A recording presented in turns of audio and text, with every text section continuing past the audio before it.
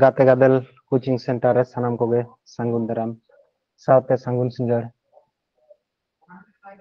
तेहें आबोआ second class जहाँ दो तेहें जहाँ बन करावा ओना दो अल्फाबेट सीरीज ताले तेहें जहाँ क्लास हुई तबना ओना दो हुई कना अल्फाबेट सीरीज मांग दिन जहाँ बन कराव कदा ओना दो नंबर सीरीज और तेहें जहाँ बन कराव ओना दो अल्फाबेट सीरीज करा मांग रे अबो किछु जिनिस नेल लगा बना जहाँ अल्फाबेट ना जहाँ प्लेस भैल्यू किंतु अबो मांग बाराय लगा बना ताहले खान गे नोआ अल्फाबेट सीरीज से कोडिंग डिकोडिंग को आदि नापायते से आदि लगन तेबन कराव दाड़ेया ताले तेहें दो मांग ते ओना अल्फाबेट को बन नेला जे ओकाटा तीना नंबर ना अल्फाबेट कना ठीक गया ताले चलो बन ओना कोगे कराव बन प्रथम रे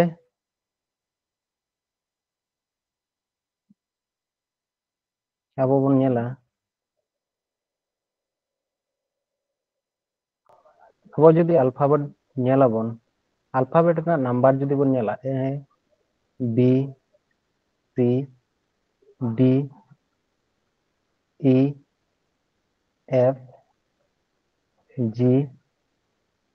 एच आई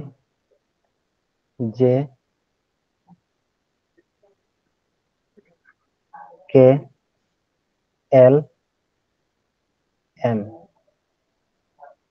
नोते तेबन ओला N O P Q R S T U V W X Y और जेड ताले अबो इंग्रेजी वर्णमाला जुदी बन नेला अल्फाबेट जुदी बन नेला तीना ताहना जतो हर गेबन बाड़ाया 26 टी ताहना ताले अबो जुदी नोआ बन नंबरा ताले ए दो तीना नंबर कना ए दो 1 नंबर बी दो 2 नंबर सी दो 3 नंबर डी दो 4 नंबर ताले उनका जेतु चेदा बन करा जेतु अबो नंबर साला जहां का उपरूम ना बना उनका दो किंतु अल्फाबेट साला दो नित धाबित ते उपरूम बनू काट बना इन जुदी नितो गिन लैया लय पेसे के दो तीना नंबर ना तीना नंबर रे पड़ा के प्लेस वैल्यू तीना कानते ताले हयतो बाबन लय दाड़े किंतु ओना जुदी अबो बन बाड़ाय का जे के तीना नंबर ना कना से क्यू तीना नंबर ना कना ताहले खान दो अबो जखन अबो सीरीज बन करावा से कोडिंग डिकोडिंग बन करावा उनरे किंतु आडी सुविधा बन जामा आडी सुविधा माने अबो दो नोआ कोदो कराव गे लागाव बना ओना खातिर ते अबो प्रथम ते प्लेस वैल्यू बन चेदा ताले नोआ दिशा दोहाय लगी अबो किछु जिनिस बन खुलोया जाते अबो दो आडी सहज ते बन दिशा दाड़े चेष्टाय आते नोआ मिद धाव रे जाते दिशा दोहो दाड़े मापे उनका गे इन कराव ना इन चेष्टाया ताले अबो जुदी बन नेला ए बी सी और डी नोआ दो ओकया हो असुविधा बनुआ जे डी जुदी हठात करे जहां तिने चाड़े कुली में डी तीना नंबर हेना ओकय हो असुविधा बांग हुआ जे ओना बाय लय दाड़े मेनते किंतु एरपर जखन इन कुली पेया उन रेदो किंतु प्रथम सेन खन काटी ज्ञान हलो हिदिज कते काटी ज्ञान हलो टाइम बन हतावा ओना खातिर ते जाते टाइम आलो बन हतावा ओना खातिर ते अबो एकदम सब समय माने चेतान लुटीर गे जाते ताहन ताबन मा उनका बन चेर ना बन चेष्टाया ताहले ई दो तीना नंबर कना 5 नंबर ताई तो ताहले 5 रेना जुदी गणित गणितिक बन नेला 5 ना जुदी अब गणित बन नेला गणितक बन नेला ताहले जुदी मेना 5 दुगुणे 10 3 पाँचे 3 पाँचे 3 पाँचे 15 4 पाँचे 20 और 5 पाँचे 25 ताहले अब नोना तीना बन नेल कदा ए 2 रेना 3 रेना 4 रेना 5 रेना तारपरे 26 खन तायमक ना ताहले उनते दा दो प्रयोजन बानु तबना ताहले नोडे बन नेला अब जदी प्लस बुलु बन नेला तीना ना 5 रेना 2 गुण ताहले तीना कना 10 10 रेना प्लस बुलु तीना कना जे ताहले प्रथम रे बन नेला 5 रेना हुयु कना ई 10 रेना हुयु कना जे तारपरे 15 रेना हुयु कना ओ 15 रेना हुयु कना ओ 20 रेना हुयु कना टी और 25 रेया हुयु कना वाई चेद हुयना नवा लेते इजोती इजोटी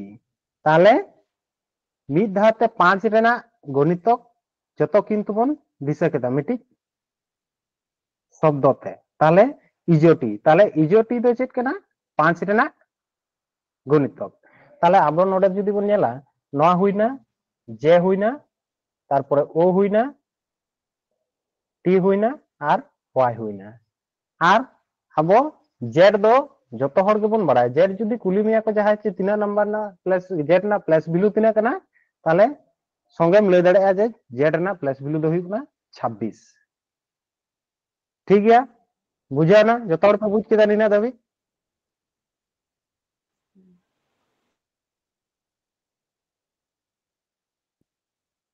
सानाम को बे बुझ दाड़े दा जुदी कुली पिया और ना प्लस वैल्यू तीना कना 3 नंबर रे हेना कदा ताले 3 5 15 और ना प्लस वैल्यू तीना कना 15 टी रेना तीना कना 20 ताहले मिटी शब्द बन दिसे दो चे इजोटी चेद बन दिसेया इजोटी ताहले इजोटी ते आबो इना बन नाम केदा ताहले ए बी सी डी ई होइना एरपर एफ एफ बन नेला एफ ना प्लस वैल्यू चिकेना एफ ना प्लस वैल्यू जुदी नेला जुदी एफ आबो नोंका हेना तो जुदी नोडेम जॉइन का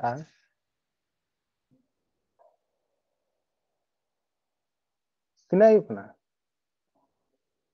6 हुयना से 6 हुयना आबो दो मैथ समांग रे जाते ओना जिनिस ते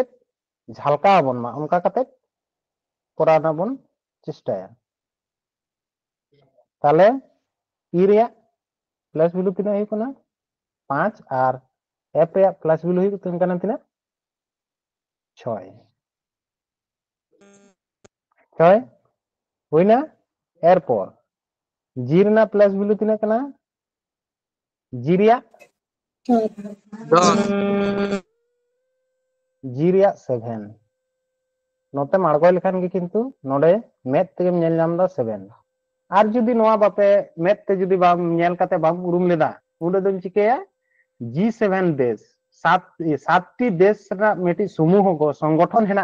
आंजम काट गया पे आशा करी G7 स्टाडिक जीके रा होयतो ओना को पढ़ा हुआ ताले G7 मेटी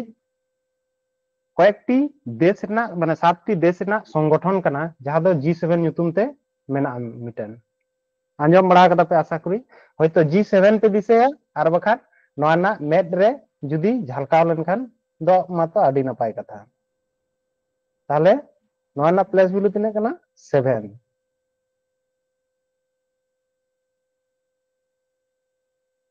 ताले एफ ना तिना कना 6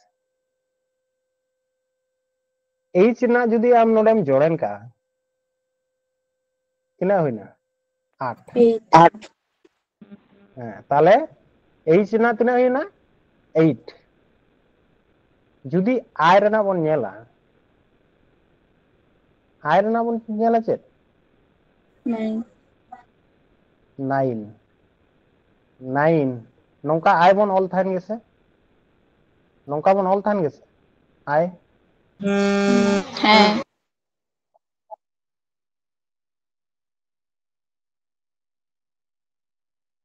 ताले नौका बन ऑल थान ताले I रेना तिना कना 9 J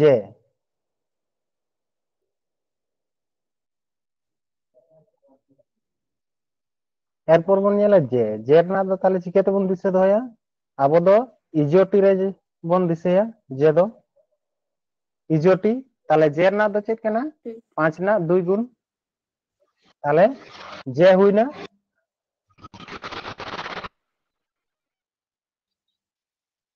तारपर हुई कना के दो चिकेते बन दिसेया होला कोई क्रिकेट खेल पे नेल कदा कोई को क्रिकेट खेल पे नेल लेदा होला आईपीएल किंग्स 11 पंजाब जहां को किंग्स 11 पंजाब ताले रनार्स लेना को ताई तो तारे नोआ दो ओना खातिर किंग्स 11 पंजाब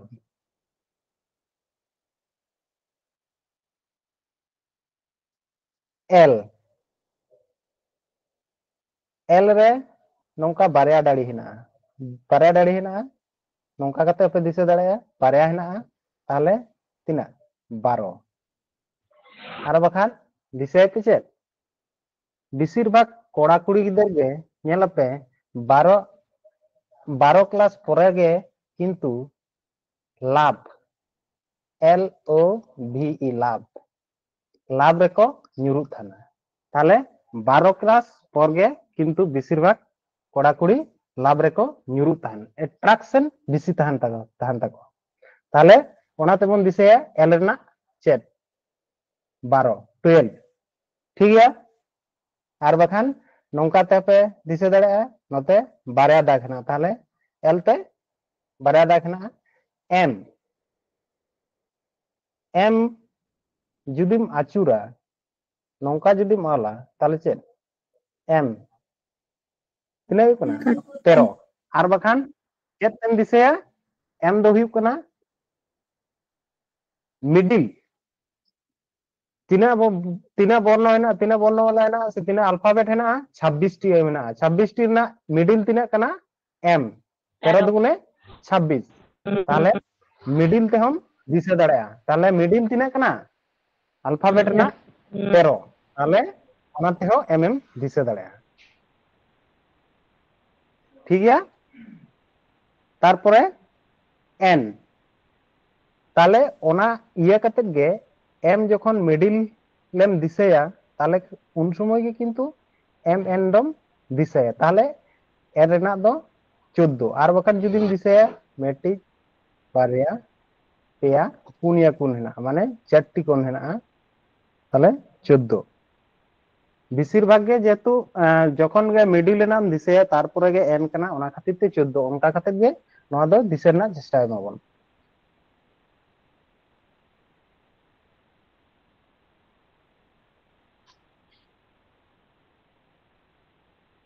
तारपरे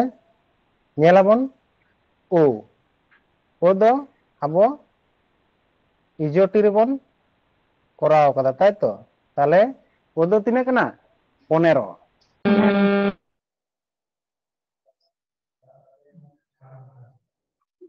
टी टी तिना कना 16 टी दो 16 ताले नोआ दो नौका कते स्पेशल भाव कते दो बांग रहो नौका कते गे दिसे तबन पे ठीक है क्यू क्यू दो हुई कना क्वीन क्वीना बयस तीना ताई 17 बछर आलेरेन रानिया बयस तीना ताई 17 बछर 17 बछर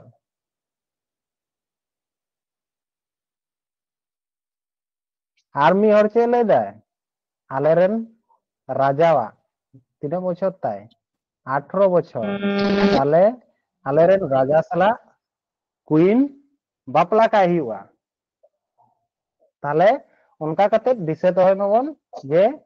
ᱠᱩᱭᱤᱱ ᱫᱚ 17 বছর ᱨᱮᱱ আর রাজা ᱫᱚ 18 বছর রেন বাপলা লাगित কিন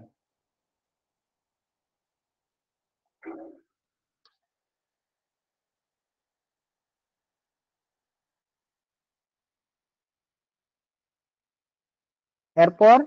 S S T S T मातो बन बड़ाया टी दो तीन कना टी टी दो हुई कना इजो टी चार गुण माने कुड़ी आर बखान चेत बन दिसेया T20 World T Cup. T20 चेत बन दिसेया T20 ताले नुकिन दो चेत कना किन एस टी दो नौका तेमन दिसेया एस टी दो चिली कना किन 19-20 कना किन चेल का कना किन 19-20 कना बेकिन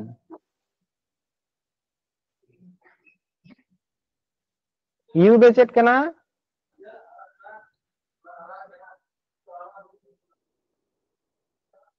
अंडर 21 अंडर 21 ओना दो चेत कना कोड़ा गिदरा अंडर 20 मांग रे दो किंतु बापला बांग हुयुआ ताले 21 परे के किंतु कोड़ा हपना बापला दो हुयु ताहेना लीगल बापला दो ताले अंडर 21 नौका कते बन दिसेया आर कয়েকটি चेत ना V W X Y Z যদি নোয়া নতে তেবন দিছে 22 তাহলে নোয়া রে বারিয়া দাগ হেনা কাদা তিনা মিটি না দাগ হেনা বারিয়া দাগ হেনা 22 নোয়া রে তিনা ना पेया हेना किंबा मिडिल 13 नोते आचुर कते 13 बन बेना लेदा उनका के जुदी आम नोडे 3 एम बेनावा जेहेतु 3 एम बेनावा नोआ ताले खान तिना हुआ नोडे एम हुयु कना 13 और डब्ल्यू हुयु कना तिना 23 डब्ल्यू हुयु कना 23 एक्स मिटन बारिया पेया और पुनिया पुनिया दाखना नोडे हेना ताले 24 और वाई वाई मतो इजोटी 25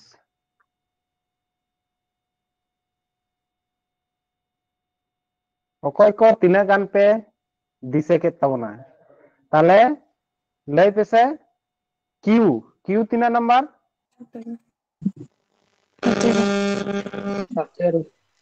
17 ताले जी तीना कना एरपर बन नेला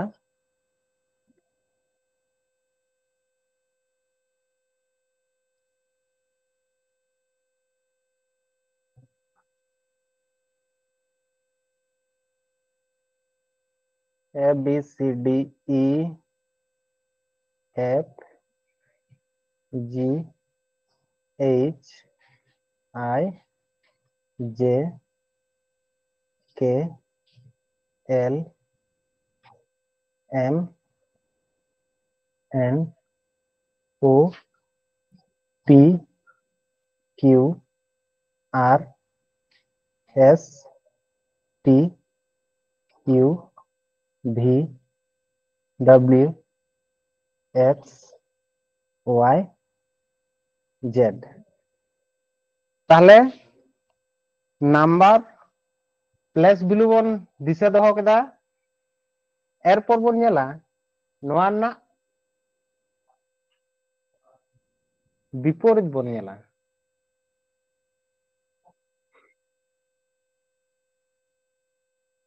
एरना चेत कना जेड एरना चेत कना जेड नोआ ना जहां विपरीत ना एरना जेड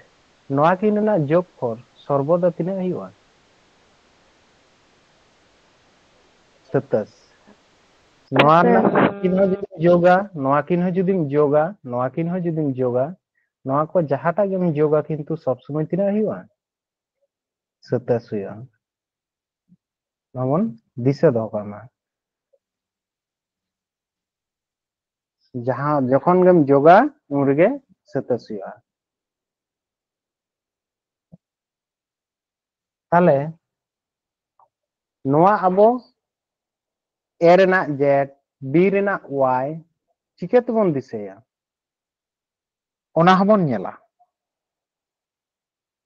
তাহলে এ রেনাক জেড দো আশা করি সানাম কোগে বন দিশাया এনা বিপরীত তিনা কানা জেড কানা যদি বি রেনাক ওয়াই কানা চিকাতেবন দিশাया by boy B Y by C রেনাক সি এক্স 6 नौका कते बन दिशा दाड़ेया अब दो 6 6 रे एफ हुआ ना दो आलम दिशा cx 6 ओना खान के যথেষ্ট नोआ दो मूड कथा दो हुई कना जे आम जहा कते दिशा दो लगा मे सब समय ओना बन दिशा मा D W D W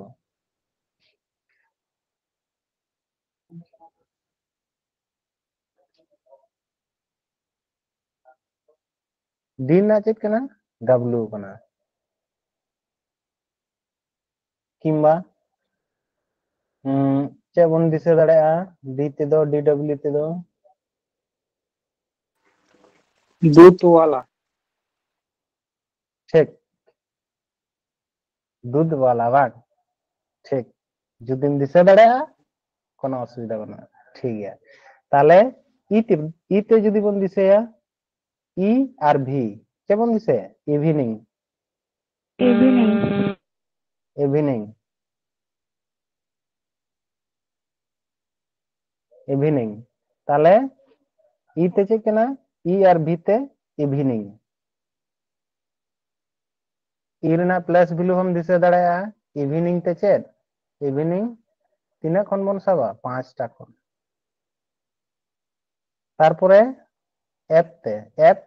you F না চেক কেনা ইউ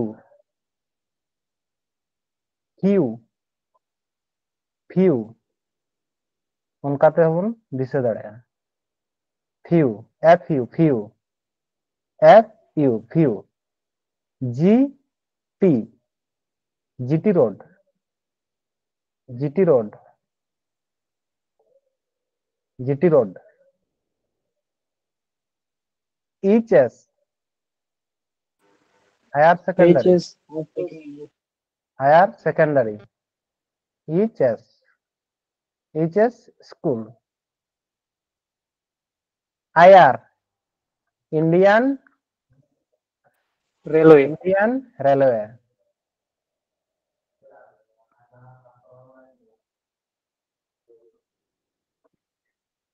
রেলওয়ে তারপরে হুই কোনা J Q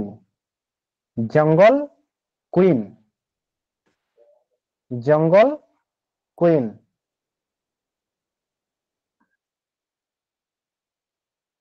KP KP police Kolkata police KP police LO লাভ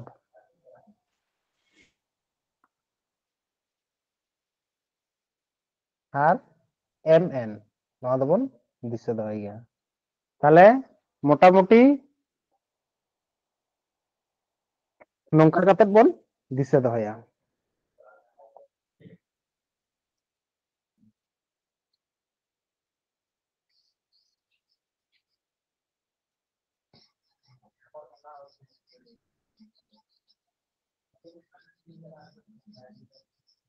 ঠিক গিয়া যখন কোডিং ডিকোডিং বন করাওয়া উন আর মিদ ধাবন রিপিटा ठीक है ताले तेहन दो क्वेश्चन को दहो हुई कना ओना को बन सॉल्व ना बन चेष्टाया चेलका क्वेश्चन अल्फाबेट सीरीज खन चेलकान क्वेश्चन हिजुत ताना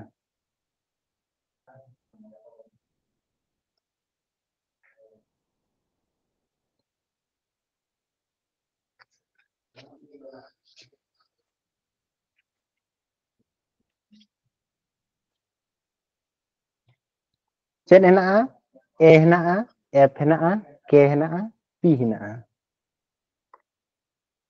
तारपरे चेद हुआ नंबर चेद लगे दिशा के पे नंबर वैल्यू ए जुदी बन नेला तिना कना एक कना एफ तिना कना 6 कना के तिना कना क्या किंग 11 पंजाब 11 पी तिना कना 16 16 कना ताले नितो दो तिना चेहरा नंबर रे शॉर्ट शॉर्ट बन बुझ दड़े कना तिना बढ़ाव कना 5 तिना बढ़ाव कना 5 तिना बढ़ाव कना 5 ताले तिना बढ़ा तिना हुआ U 16 5 U 21 और 21 ना चेद हुआ U U answer ताले ओकाटा आंसर C 121 তাই তো তাহলে নয় দো 21 नेक्स्ट बोल लेना नॉन प्लस वैल्यू যদি বল নেলা 1 3 7 9 13 তাহলে তিনে কত বড় কানা প্লাস 2 প্লাস 4 প্লাস 2 প্লাস 4 তাহলে নিতো তিনে বড়া প্লাস 2 তিনে হিবা 13 2 এ 15 15 তিনে হিবা 15 মানে ও O answer তাহলে आंसर ওকাটা आंसर सी नेक्स्ट वन नेला सानाम को बन बुझ दाड़े कना तो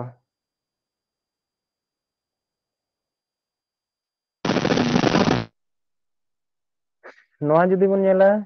तिना कना 8 9 11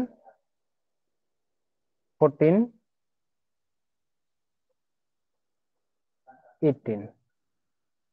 तिना कत बढ़ाव कना 1 2 3 4 5 তাহলে 18 আর 5 তিনা হিয়া ना ना प्लस वैल्यू तिना कना 23 30 तो का तिना हिया ऑप्शन बी डब्ल्यू डब्ल्यू তাহলে ऑप्शन बी नेक्स्ट वन नेला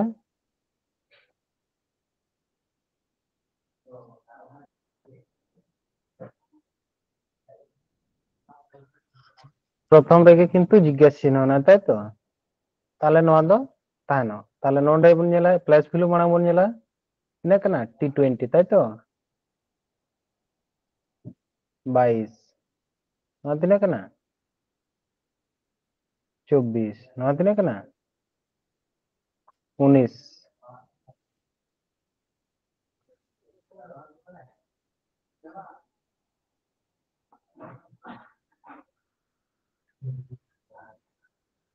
नोआ तिना कना 2 नोआ P 16 R F 6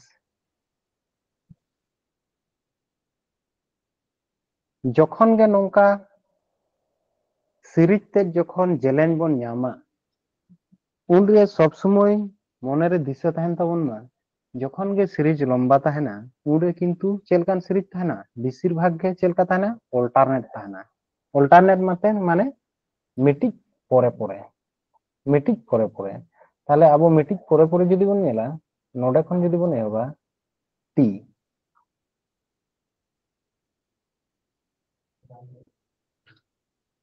nongka bon nyela tale t note to babon badaya tale note na bon nyela tale t khon jodi 24 em chala tale tina huyuk kana plus 4 24 khon jodi bim chala 24 khon jodi plus 4 em chala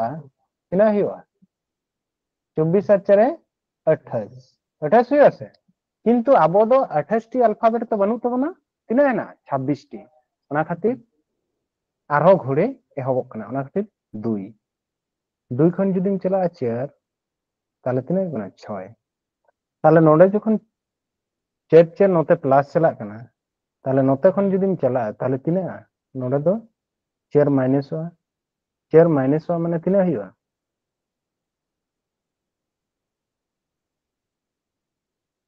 16 ही होसे और 16 ना plus value तिना कना 16 काटा ना plus value कना P.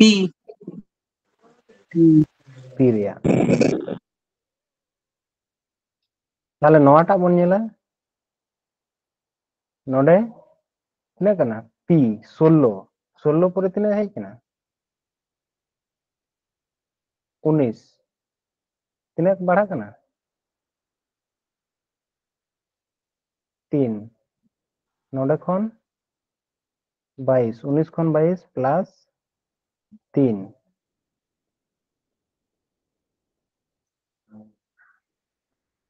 नोडे खन नोडे plus 3 ताले 22 আর 3 তিনা হিওয়া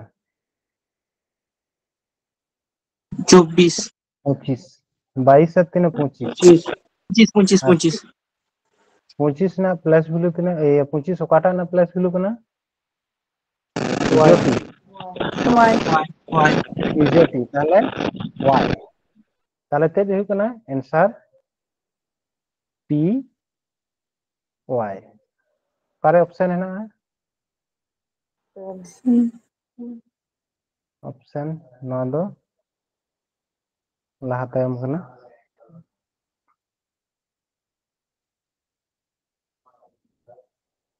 ताले आंसर c नेक्स्ट वन गेला भिन्ना प्लस वैल्यू किना किना 22. 22 t रेना t20 q रेना क्वीन किना बक्सर रेन किना 17. 17. मिडिल किना किना 13. ताले तिना कते बढ़ा कना के कना माइनस चला कना ताई तो -2 -3 -4 ताले नोंडे -5 ताले 13 खन जदी 5 एम माइनस आ तिना हिवा 8 हिवा आर दो तिना ना प्लस फुल बना 8. 8 ताले आंसर पता है आंसर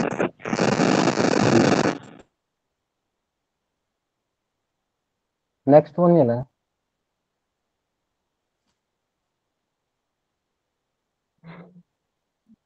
इजोटी माने 5 आई 9 मिडिल 13 अंडर 21 नौका कते बन दिसे हमका के बन लया इजोटी ताले नोडे खन जदी नोडे नेला 21 खन जदी 25 ताले तिना ही कना प्लस 4 ताइता नोडे खन जदी नेला प्लस 4 नोडे खन जदी m चला प्लस 4 ताले m खन जदी प्लस 4 m 13 खन जदी 4 13 আর 4 तिना हिवा 17. 17 माने क्वीन क्वीन ताले आंसर ए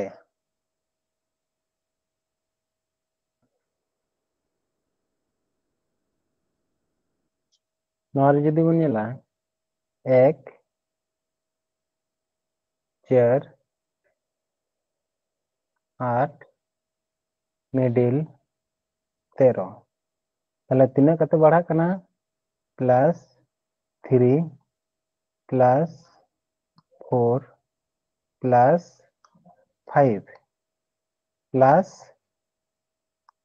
6 তাহলে 13 আর 6 তিনে হইবা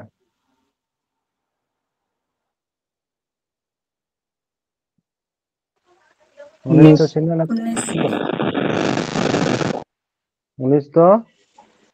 19 কুড়ি কয় কেনা কি এসটি एस एसटी एसटी তাহলে आंसर बी नेक्स्ट पन ñela nawa ona do mi rokoma hoina ar mi rokom nongka tahana peya peya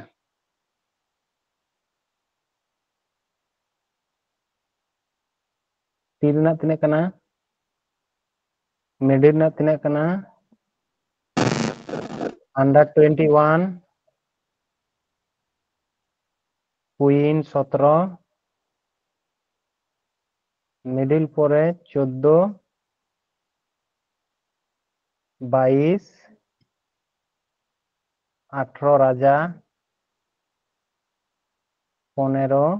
ইজোটিরে W 23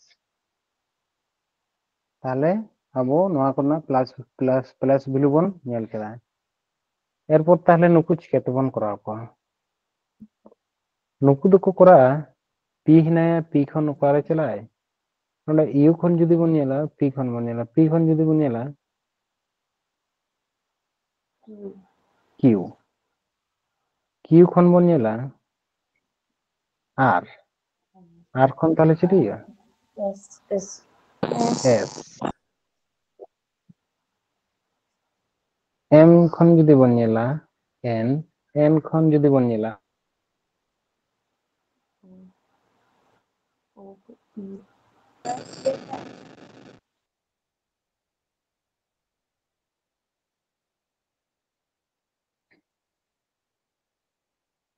তাহলে এস পি ও পি এরপর ইউ सी होया C answer U V W answer होया তারপরে চলে যাবে X তাহলে S P X তাহলে answer কটা হইল অ্যান্সার সি নেক্সট বল গেল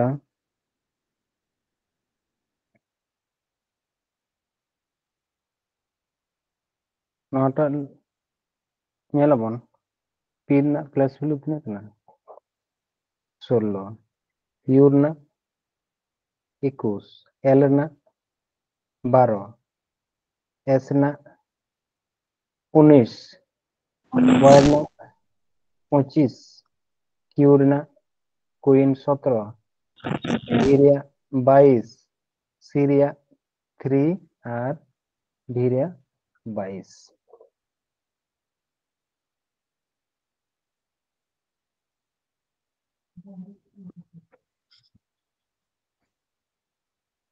তাহলে যদি বন ñela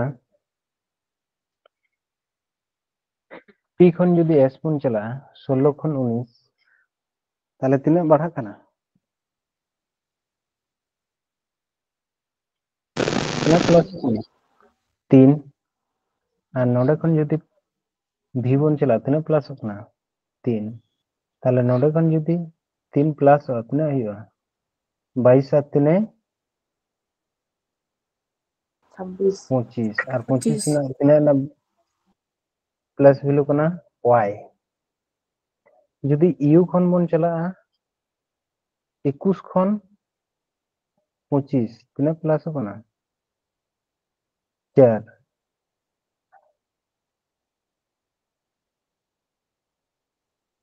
নডে খন যদি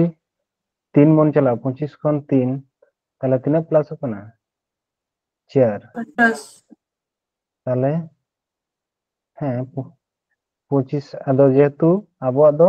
মুচেদো কানা তিনে রে 26 রে তাহলে ওনাতে সি এরপর যদি 3 খন प्लस 4 एम चला तीना हुआ 7 और 7 दो तीना ना प्लस वैल्यू कना G7 तीना कना G7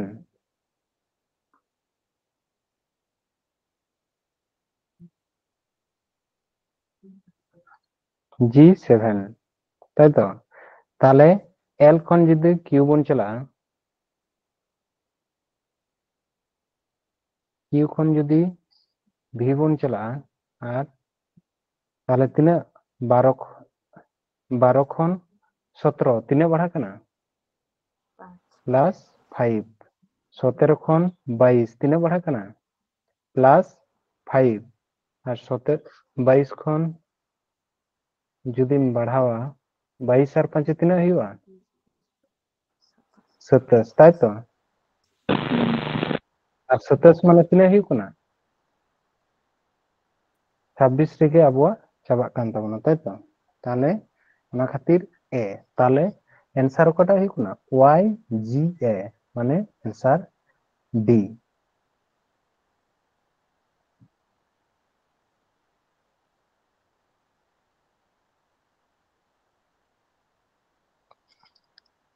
नेक्स्ट बन नेला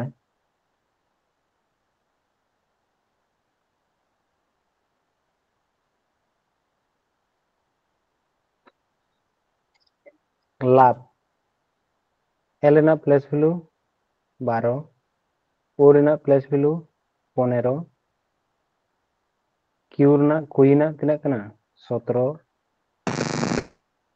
O ना 15 कोई ना 17 R रे राजावा 18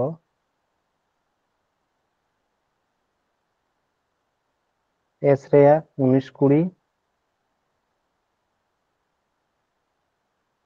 X रे 24 W रे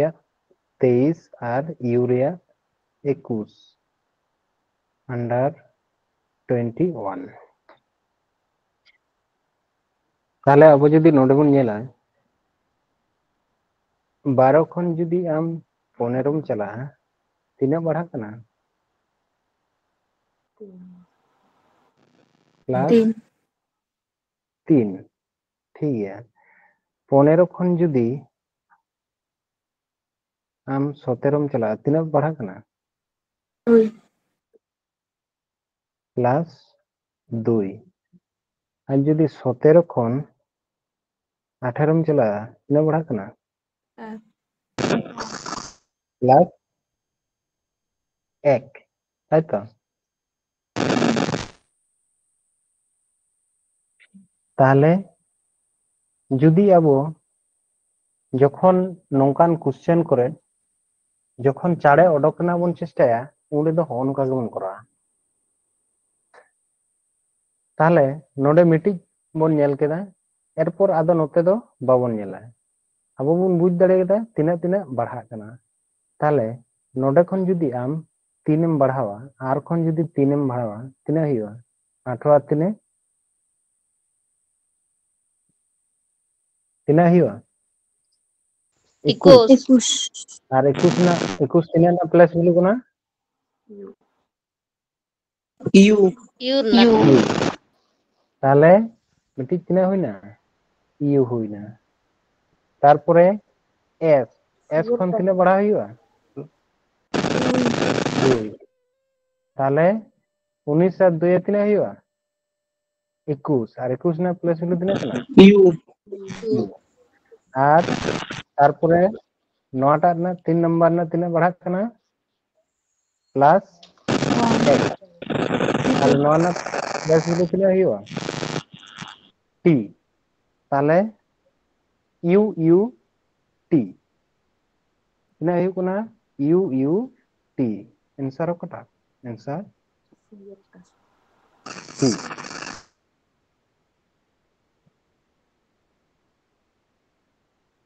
नेक्स्ट बन नेला 9टा তাহলে আবো করাও তো বন বুঝ দাড়েদা যে সেলকা কাতে বন করাওয়া এরপর বন নেলা চিকে কাতে চাড়ে বন অডকা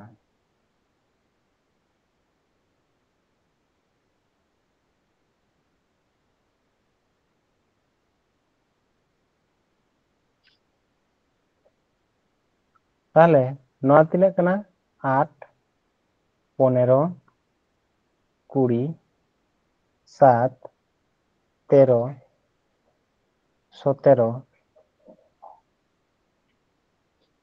6 11 14 5 9 11 প্লেস ভ্যালু বন অল কেদা তাহলে আবো যদি টাইম বাঞ্চাও সানা বনা তাহলে বন চিকায়া মিডটান বন নেলা প্রথমত ওকাটা বন নেলা এইচ খন জি তিনা বাড়া কানা 1 তারপরে ইয়া তিনা মাননা মাইনাস কানা তাই তো তাহলে তিনা মাইনাস কানা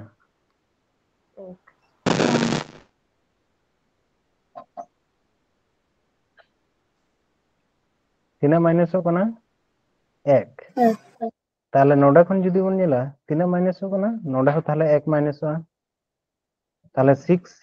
তাহলে আবো যদি নোডে বন নেলা 5 খন যদি 1 এম মাইনাস का তিনা হিয়া 4 4 তাহলে 4 না প্লাস ভ্যালু তিনা না প্লাস ভ্যালু কানা ডি D হইনা তাহলে আবো নেল পে আদো আবো বাং করা লাগা বনা নাতে অপশন বন কয়োগা লেখান প্রথম রে ডি তিনা হেনা বারেয়া হেনা ওনা খাতির নটা অপশন গেট না নটা অপশন গেট না নোডে মিটিক করা কতে গে কিন্তু বুঝ কেদা বন চিকায় না যে বারেয়া অপশন গেট না এরপর চেদ হেনা নোডে হেনা জি হেনা আর নটা তিনা হেনা এইচ হেনা মেনা আছে তাহলে দ্বিতীয় না বন নেলা তিনা বন নেলা নোডে খন যদি নোডে বন চলা তিনা बढ़ाव कना से कम कना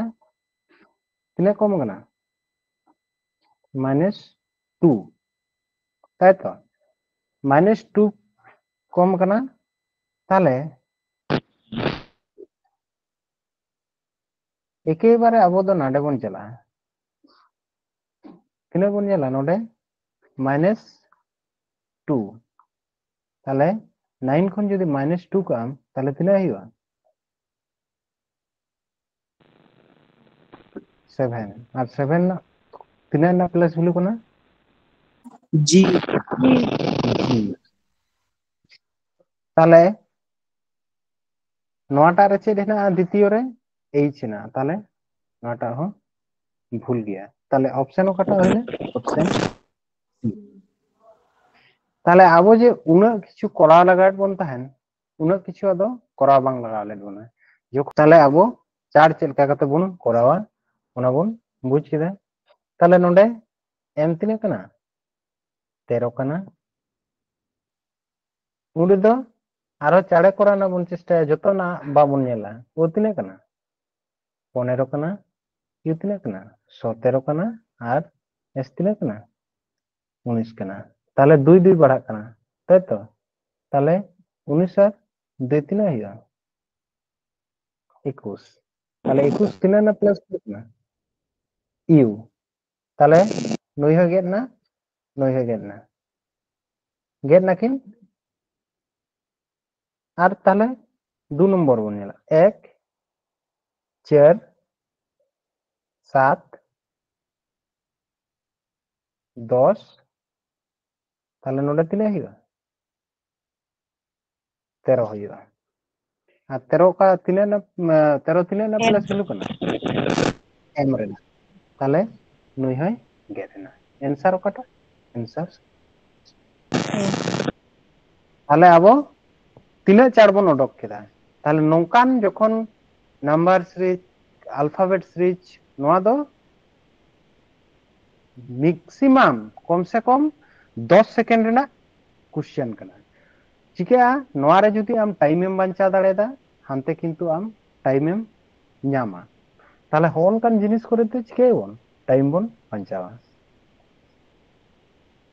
যাই কো একদম বাপে করা বড়া কাদা উनको को पे বুঝ দাড়ে কেনা তো তাহলে নটা যদি বন নেলা তিনা কানা 2 কানা 5 কানা আর না তিনা কানা 8 কানা তারপরে তিনা হিয়া তিনা बढ़ाओ কানা 2 খন 5 5 খন 8 তাহলে তিনে কত বাড়া কানা?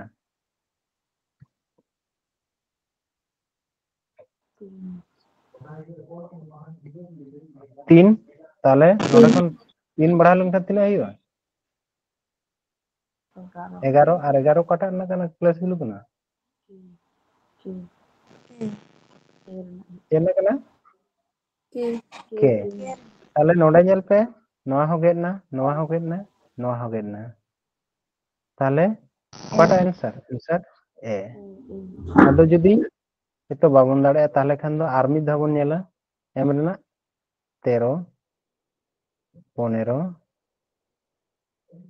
17 আর তিনা হইবা 19 19 তিনে তিনে এস 15 17 19 21 21 তিনে না কানা পিওর না নৌকা কাতে আপন করা যদি যাহাই को টাইম হাতাওয়া কিন্তু যখন গে মিটিং এম ওডোকা তখন গে আম অপশন ñেল কাতে গেম বুঝ দাড়ে যে কাটা উত্তর হইবা ঠিক গিয়া নেক্সট বন নিনা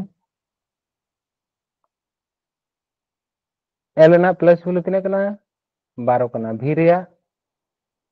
22 কানা ডি রিয়া 4 কানা ও রিয়া 15 কানা टी20 F6 R18 R18 রাজা H8 X24 and 14 R L12 তাহলে নোডে ñেলাবন তিনে কত বাড়া কানা প্লাস 3 প্লাস 3 প্লাস 3 তাহলে প্লাস যদি 3 হইবা তাহলে 18 আর 3 তিনে হইবা 21 21 না প্লাস ভ্যালু তিনে 21 তিনে না প্লাস ভ্যালু কিনা তাহলে মিদ ধারকে কিন্তু आंसर বন ñam কেদা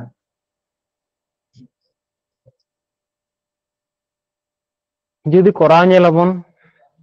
ñেল দাড়ে আবন 22 22 খন 20 মানে -2 18 -2 তাহলে -18 খন যদি -2 তিনে হইবা 16 আর 16 না তিনে কেনা टी उनका के যদি নয়া বন ñেলা উনরে তিনে হইবা 10 হইবা তাহলে না প্লাস তিনে না প্লাস ভ্যালু কিনা জেরিয়া नेक्स्ट बन ñেলা जेरे ना हुई कना 10 जीरे हुई कना 7 एल रे हुई कना 12 आर ना हुई कना 9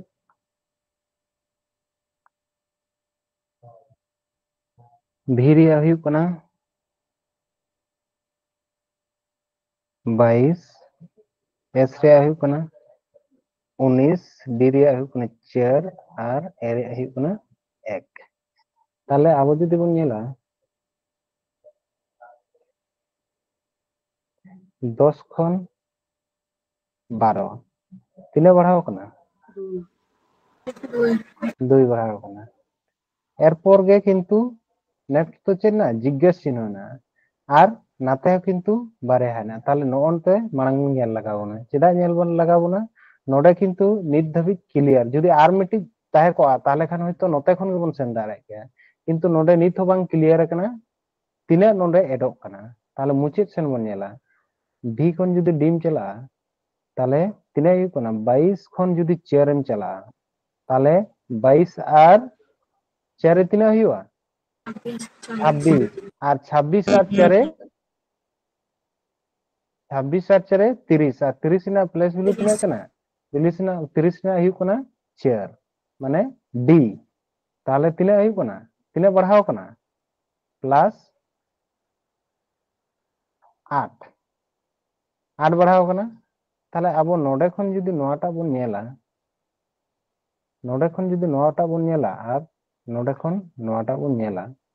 ताले तीने तीने पढ़ाव कान लेका नोडे प्रथम रे तीने हेना कदा दुई जुदी बन बढ़ावा ताले नोडे तीने बन बढ़ावा चेयर और नोडे तीने बन बढ़ावा 6 जुदी नोडे 12 खन जुदी चेयर एम बढ़ावा तीने हुआ 12 चेयर 16 ताई तो और 16 ना प्लेस वैल्यू तीने कना पी और पी खन जुदी 16 और चेयर जुदी नेल में ठीक गे हुई कना तीने 22 या 16 और 6 22 और 22 और 8 नाते 30 ताले मिटी हुई ना पी उनका गे ताले 7 8 2 9 और तारपर तीने ताले बढ़ाव कना चेयर ताले 9 और चेयर तीने हुआ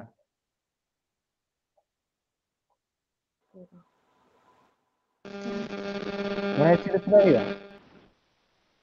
13 और 13 तीने ना प्लस वैल्यू कना M. एम ताले कटा कना पीएम आंसर कटा आंसर ए A.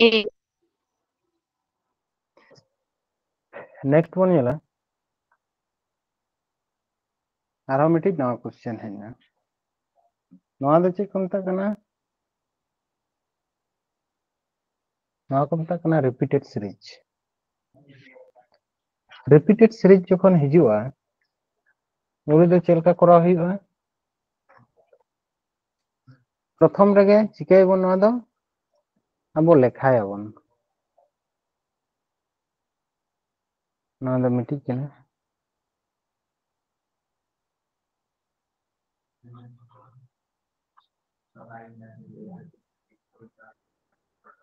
तीन है ना मोट 1 2 3 4 5 6 7 8 8 ओहो 1 2 3 4 5 6 7 8 9 10 11 12 12 तीन तीन तेबन भाग दाड़ेया 3 और 4 ताले जुदी 3 4 12 बन भागा ताले बन नेला 3 3 और 3 नौका भागो तबन ताले अब नोडे बन नेला तिने ना कदा मुचे रे चेर बैसे कना ए ताले नोडे तिने ना कदा डैश ना कदा नो डैश रे चेर बन बैसे ए बन बैसे तारपरे नोडे प्रथम रे चेर ना कदा ए ना कदा है से ताले नोआटा प्रथम रे चेर हुआ ए हुआ नेल पे नोडे हो ए हेना और नोडे हो ए ना तारपरे द्वितीय रे चेर हेना कदा बी हेना नोडे हो बी हेना ताले नोडे चेर हुआ बी हुआ और नोडे हो बी हेना तृतीय चेर ना कदा ए हेना कदा ताले नोडे हो ए हेना कदा ताले नोडे ए हुआ और नोडे हो ए हुआ ताले चेर हुईना ए ए बी ए ए ताले आंसर ओकाटा हुईना आंसर हुईना सी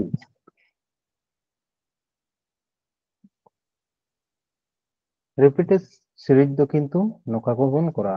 नेक्स्ट वन नेला नोडा नेलते ना मोट लेखा बन तिना हुईना 1 2 3 4 5 6 7 8 9 10 11 12 13 14 15 16 16 टीना कदा ताले चिकाय बन 16 दो 4 into 4 ताले चेक चेरे 16 ताले 1 2 3 4 1 2 3 4 1 2 3 4 ताले नौका तिंगुन कना ताले प्रथम रे चेक ना कदा ए नोडे हो ए हेना कदा नोडे हो ए हेना कदा ताले नोडे हो चेक हुआ ए हुआ तारपरे नोडे डैश हेना कदा नोडे हेना बी हेना ताले नोडे बी हुआ नोडे हो ताले बी हुआ और नोडे हो बी हेना एरपर चेक हेना कदा सी हेना कदा ताहले नोडे हो सी हुआ नोआ सी हेना चाबायना ताहले चेक हुईना बी तारपरे सी तारपरे बी और ए ताहले नौका ओकाटा ऑप्शन रे हेना कदा B C B A answer सी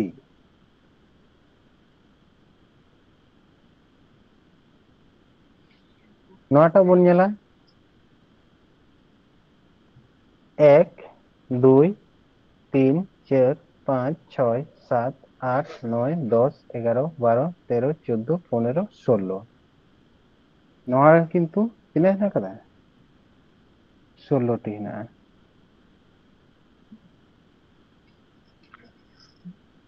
ताहले नोआ हो चिकाबोन 4 इंटू 4 ताहले 1 2 3 4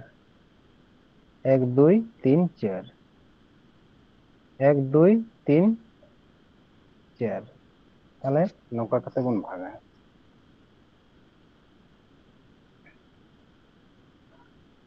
ताहले नेल पे जखन 4 टी बोन भाग केदा नोआ सीरीज रे नेल पे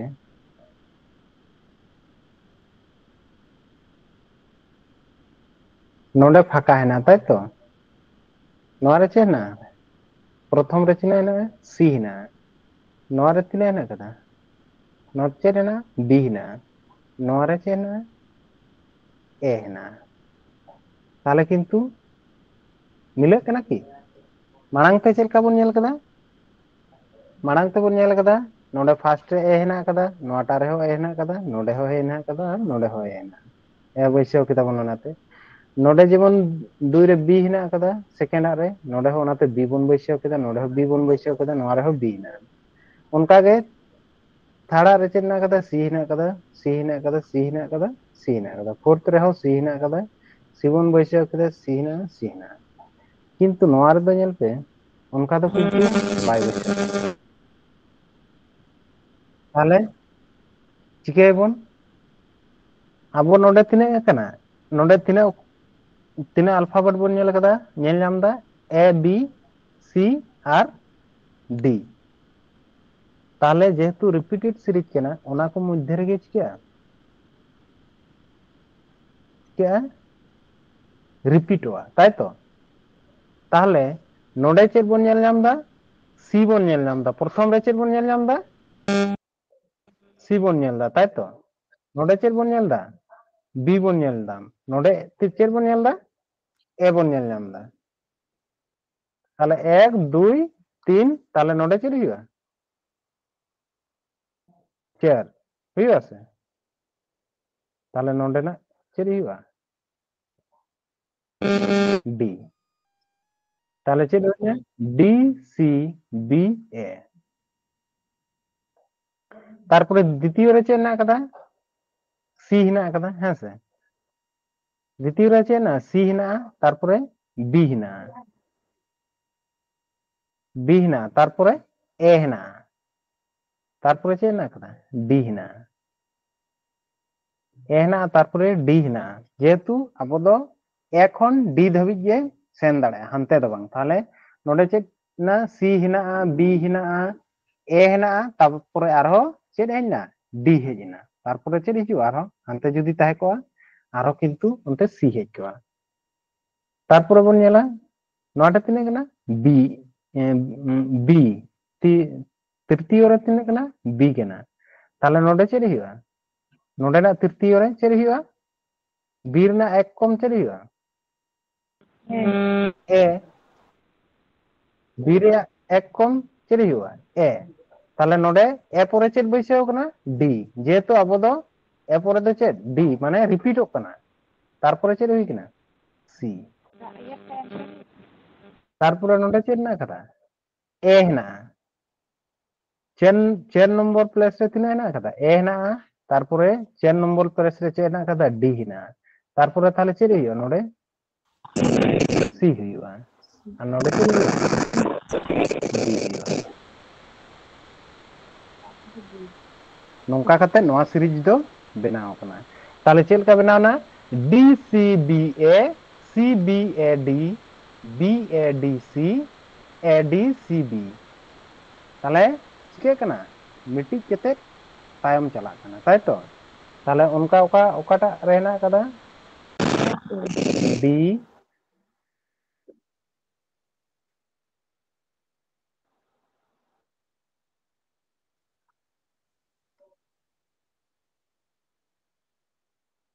D A C R D ওকাটা রেনা কাদা आंसर A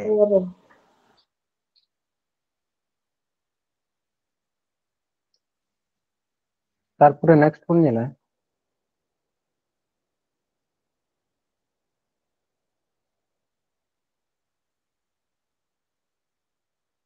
এক 1 2 3 4 5 6 7 8 9 10 11 12 13 14 15 তাহলে 15টি হিনাআ তাহলে নয় দো তিনে কত বন ভাগ দাঁড়ায় 3 5 তাহলে যদি 3 কত বন ভাগা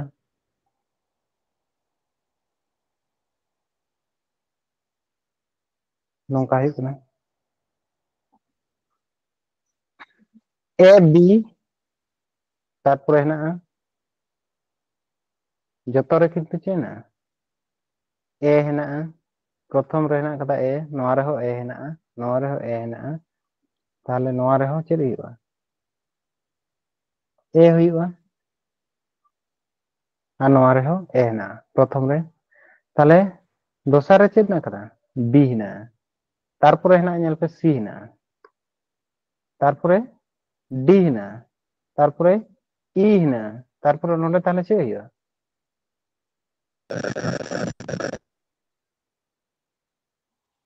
F তারপরে নোডে দো বানুয়া চেদ হো নয়া রে হো বানুয়া চেদ হো তাহলে ওন্ডে খন দো বামবন সাব রাকাব দাড়ে কানা নোডে চেদ না কাদা E হিনাআ কাদা নোডে চেদ না কাদা F হিনাআ কাদা নোডে হিনাআ কাদা G তাহলে E নোডে দো তাহলে চেদ হুᱭᱩᱜᱼᱟ D হুᱭᱩᱜᱼᱟ নোডে চেদ হুᱭᱩᱜᱼᱟ E হুᱭᱩᱜᱼᱟ তাহলে A B C A C D A D E A E F A F G তাহলে ওনে উনকা সিরিজ তো চালাও কানা তাহলে চেদ হুᱭᱩᱜ কানা C D A R F নয়া কাটা অপশন রেনা C D F C D A F answer D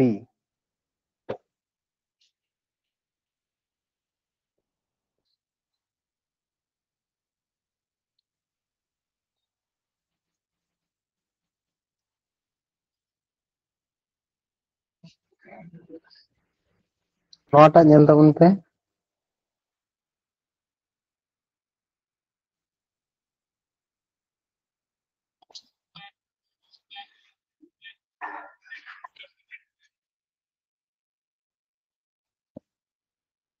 ঠিক গিয়া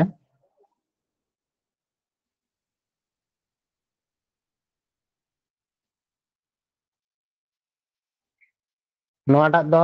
আপে নিজেতে করার না পে চেষ্টায়া তেহেñ দো নিনা গান গে কোশ্চেन দो তাহলনা